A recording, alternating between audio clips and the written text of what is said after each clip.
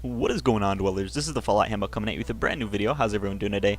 Today I decided to bring you guys some answers to frequently asked questions about Fallout 76. These answers are actually brought to me by a very good friend of mine, Fallout 2077. On Instagram is 2077 Games. I'll leave the link in the description below. And we're just going to be answering these questions pretty quickly. These come from recent interviews with both Pete Hines and Todd Howard. They decided to answer some of our questions to the best of their abilities without giving everything away. Hopefully this can kind of calm your concerns a little bit, and let's get started. So question number 1. Will there be VATS in Fallout 76? It is an online game, you know, you're going to be seeing other people. Will you be able to use VATS? The answer is yes. Yeah, there will be VATS, but the thing is, the time won't be slowed down or stopped anymore. It's just going to be in real time. You know, people are going to be moving just, you know, normally. It's not going to slow anything down. Next question is, are there going to be NPCs in Fallout 76? The answer is kind of. There's no human NPCs. There are going to be robots, stuff like that. You're going to be getting your quests and whatnot from terminals, advertisements, holotapes, stuff like that. No human NPCs. Like Todd Howard said, he wants everybody to be human, or sorry, everybody you see to be human, like a real person somewhere in the world. So yeah, there's that. A lot of people have been concerned that others can just basically come to your server, come to your building, and just like ruin everything, just destroy it. So the question is that possible? As of right now, Bethesda's kind of working on it. They obviously want to balance everything out so that you have a sort of PvP experience, a sort of online experience, as opposed to just kind of, you know, isolating yourself. But yeah, they're still working out the kinks there. They want you to be able to avoid it. They also want you to be able to not like destroy somebody else's whole experience, like their entire gaming experience. So this brings us to our next question. How many times will I run into somebody? The map is pretty big. We all know it's 4 times the size of Fallout 4. It's basically meant to be like you run into them enough, but not like for insane, like just like every second. Like we said in earlier videos, there's only going to be a dozen to a few dozen people per server, so it's not like you're going to be seeing them, you know, all the time. Our next question is, if there aren't any NPCs, how are we going to be able to buy stuff? You know, where are our caps going to go? What are we going to be able to do with that? And I thought this answer was pretty cool. Basically, you're going to be trading with other players. I thought that was really cool, just because, you know, this is going to be sort of like a merchant. You know, you can role play as a merchant. I thought that was kind of cool. Hopefully that implies that you can kind of like be friendly with people. I do know that you're going to be able to talk to people, like voice chat.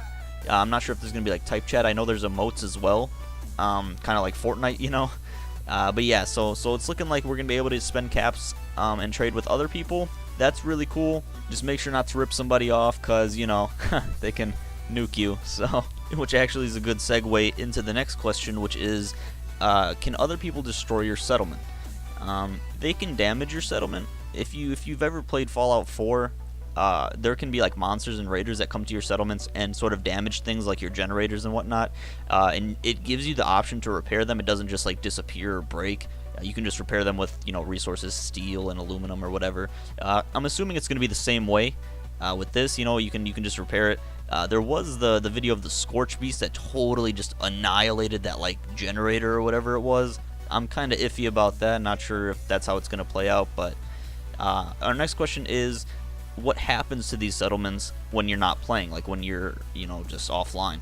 And it actually, we heard this, I believe, from Todd Howard at E3. He said when you leave a server, your buildings disappear as well, like your settlements.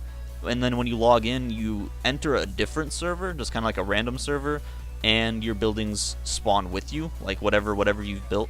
My question is, what happens if your buildings spawn on top of somebody else's buildings? I'm not sure how that's going to work. I'm sure they have that figured out. But yeah, that's something I'm curious about. I'm sorry I can't answer that for you. And our next question is about mods. Will there be mods in Fallout 76? As of right now, it's most likely not going to be at launch. You know, we're not going to have mods at launch, but I'm pretty sure Bethesda's working on it. I don't know if the Creation Club is going to make a comeback. I kind of feel like it might, but we'll have to see about that. But yeah, I think they're working on private servers as well, as well as mods, so that's going to be pretty cool. If you can have like your own private server, either like alone or just like for your friends, that'd be awesome. That'd be pretty cool. And speaking of friends, are there going to be factions? Are there going to be groups that you can join? And the only faction we've actually seen, I believe, is like a ghoul faction. They talked about it. It was kind of like they're not feral, obviously. But they know how to use weapons and stuff like that. We have to remember it's only been like 25 years, since the bombs have dropped. So that's pretty cool. As of like other factions, I've heard people talking about. I think it was Pete Hines in an interview said something like, if you want the Minutemen, you create the Minutemen. You form that faction. That's the whole point. That's the point of the role playing. You can do that. So I thought that was really cool when he said that. We can basically like get a group of friends together and be like, hey man, let's be the Brotherhood of Steel or something like that. So that's kind of cool. But yeah, we talked earlier about nukes, and this has been a huge topic with me as well as the community. I've been very iffy about it. I spoke about it in my last video, and I really just I don't know how this is gonna work. But we've got some answers here. Essentially, the nukes are actually tied in with the main quest line. For those of you who don't know, there will be a main quest line. It's not just going to be like free roaming, whatever. There will be quests, and they're tied to the main quest line. And it's basically like a really difficult thing to get these nukes. It's kind of like an end game kind of thing. And essentially, what happens is when you nuke an area, it just makes it very difficult to navigate that area. There's going to be lots of crazy monsters, lots of what I assume is going to be radiation, stuff to damage you, hurt you, and I think you're basically just going to be able to gather really rare resources from here as well. And basically what has been deduced is that it would kind of be a waste for you to nuke some random kid, to nuke Johnny Boy 13. There's no point to it. It's kind of like a hard thing to get, so you shouldn't be wasting it. Now, we spoke about Creation Club earlier, so that brings us to this question: will there be microtransactions? This has been very, very frowned upon in the community. Everybody hates microtransactions, Creation Club obviously being the biggest example, but there will actually be microtransactions. It's looking like they're going to be fully cosmetic though, so it's not going to affect the actual game.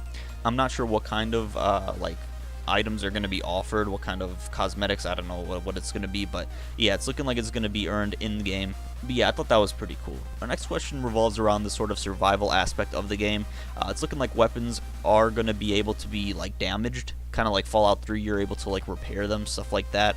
You are going to have to drink, eat, sleep, just like survival or hardcore mode.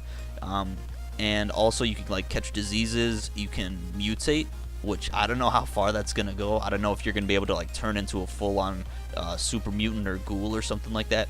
That would be pretty cool. That would be very interesting, and it would obviously give a lot more aspect to the game.